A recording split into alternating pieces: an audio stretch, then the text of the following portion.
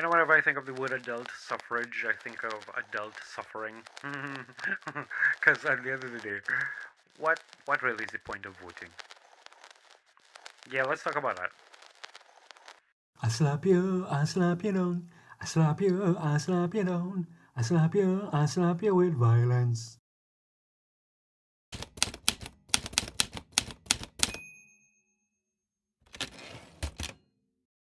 Look, you know me, I tend to ramble on a lot and talk about a lot of things. I'll just be very quick with this. Shouldn't anybody who becomes the next government, shouldn't any government care for every member, all the citizenry? I mean, shouldn't it be that whoever is in power, at the end of the day, when the dust clears, shouldn't you as a citizen be able to look up and say, I didn't vote for this person, but they do have my respect because of the things that they are doing? Shouldn't that be the case? The whole point of adult suffrage, from the little that I remember and from scanning and stuff like that, it's the right to vote. And this is where people will includes the right to vote. And this is where people will remind me that, our ancestors of various ethnicities went through more than enough chaos so that we can actually sit down and have this kind of conversation about whether we should vote.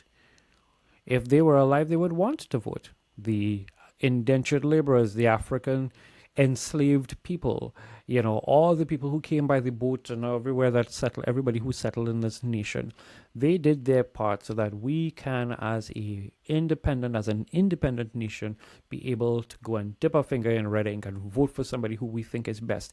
Great. All of these are very noble and honest to goodness points. Huzzah. The problem is, even if I don't vote, I am a citizen. I am a citizen.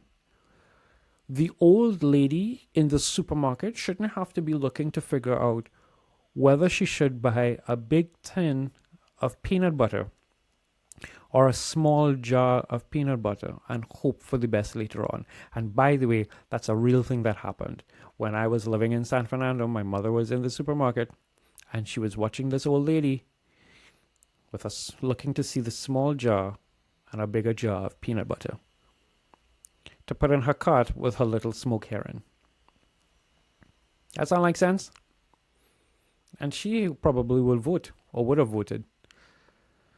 We go through this whole song and dance with big trucks and fancy jerseys and a whole set of flags and all kinds of stuff like that. Great, it's good to have an allegiance. I like DC. I like Marvel too, to be honest. I wear a lot of Marvel clothes, but I like DC. It's good to have allegiances. But at the end of the day, when the smoke clears and the dust settles, they are voted in, whoever they is, are voted in to take care of all of Trinidad and Tobago. Shouldn't all of Trinidad and Tobago feel like if they are being taken care of?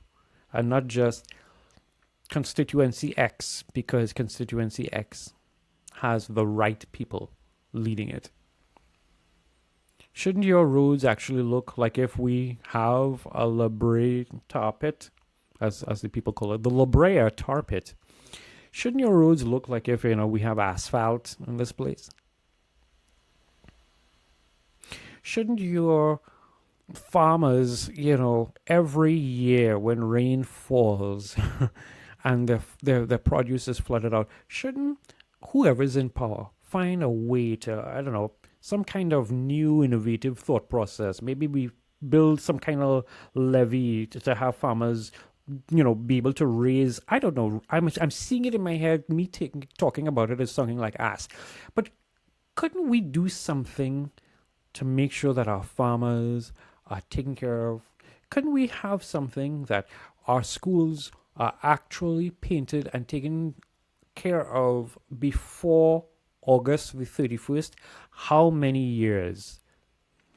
Every year you always hear this school will not be opening because they now get the funds, or the contractor now decide to reach it, so it has to be pushed back for 2 weeks. Whoever's in power, Whether you voted for them or you didn't, you are a citizen. And on the odd chance that you happen to not be a citizen, you live here. There's certain unwritten laws and truths to your existence. You live here. You have a right to feel protected when you walk down this street. You shouldn't have to be living in an SOE all the time. You should have the right to say, I would like to get some Forex, please. Excuse me. Instead of wondering what's going on with the Foreign Reserve. What are we doing? I am all for the vote. In fact, to be honest with you, I already know that I'm going to vote. So I know this might sound hypocritical coming from me having said all of that I've said. But Trinidad and Tobago, it shouldn't matter who you voted for or if you decided to vote. The point is that you live here. You live here. You pay actual income tax, some of you, and then you pay tax on the food that you eat. All these things, you have a salary, you get NIS coming out, and PAYE and health surcharge. What the hell? All of these things. There's a tax for every part of existence.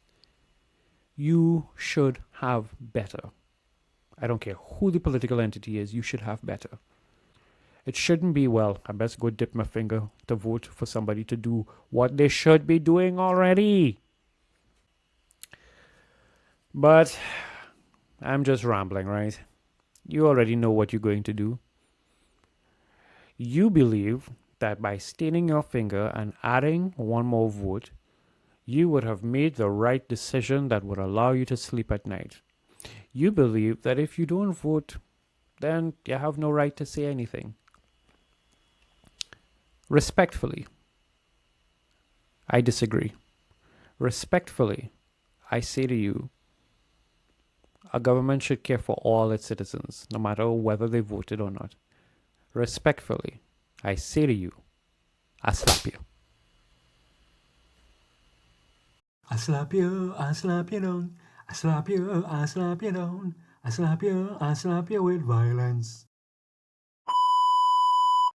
He responded to those criticizing the further reduction in the fuel subsidy. We may have to call our homes and our families together around a table and say, you know what? We can no longer afford to go to the movies twice a week or 3 times a week. We may not be able to bake ham every month or make macaroni pie. We may have to cut back because we may have to reapportion some of the scarce resources to other important things.